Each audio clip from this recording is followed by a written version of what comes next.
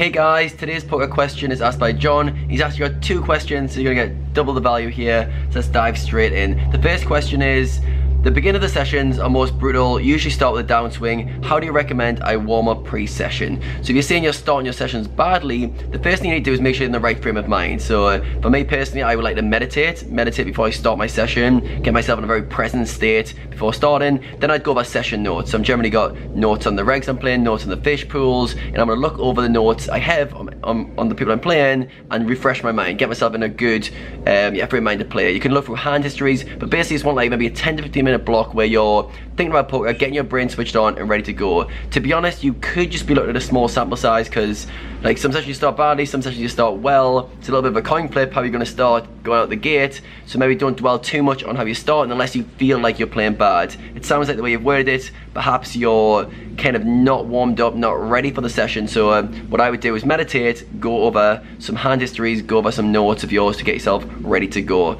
and then take the variance as it comes. Second part of the question is, when you start with a downswing, what do you recommend to get yourself back up? Okay, so this one is a good question.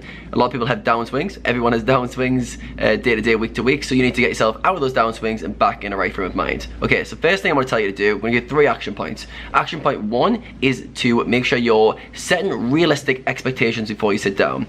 By that I mean, don't sit down unless you're willing to lose. Now, even if you're a very good player, even the very high win rate in most games, you're going to lose almost as many times as you win. So get that in your head. If you're not willing to lose, do not sit down to play. So get the realistic expectations. Look, you're going to lose sometimes. Don't take it to heart. Don't treat yourself as a bad player because you've lost the session. Get realistic with how poker is, what the session is going to look like. So that's step 1. Get realistic expectations before you sit down. Be willing to lose. Step 2 is to never check your results during a session. When you're playing, you should be almost oblivious to what's going on in terms of results. You should almost be playing the next hand, focus on the next hand, focus on the next hand. Now, when you're on a big downswing or you're getting destroyed, sometimes you can feel that things aren't going your way and you're on a losing streak. But you do not want to compound that decision. You want to compound that by slapping a big ugly graph in your face to show you things are going badly. So when you're a downswing during a session, do not check.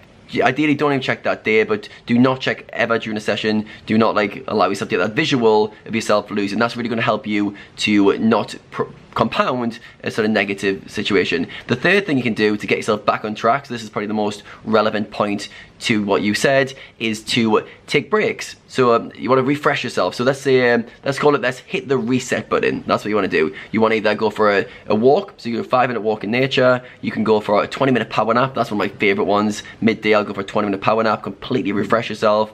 You can go to the gym, do a high intensity exercise, gym workout for 45 minutes to an hour. That's really going to change your physiology, really going to change your state of mind. You can go for a walk outdoors. You can go for do some exercise in your office. I do a lot of burpees, push-ups, just to get my physiology going. So you need to find a way to hit that reset button for yourself. And yeah, it's generally going to be a break of some nature. I like to get the body moving, because when you move the body, you generally shock your brain into a different gear. So it's generally a negative frame of mind that started. I feel a downswing. I feel your brain's caught in this loop of thinking about dwelling too much on what's happened, and you want to just fresh to focus on the next stimulus, the next hand. So to do that, you can use exercise or the nap. The power nap's a super key one. If you get into those, I swear by them, and I have them all the time. I feel stressed out, I'm not being productive. I have a 20-minute nap. It's like starting a new day fresh. So sometimes you don't fall asleep, but it does give you a very big sort of cognitive refresh, and it definitely helps when you're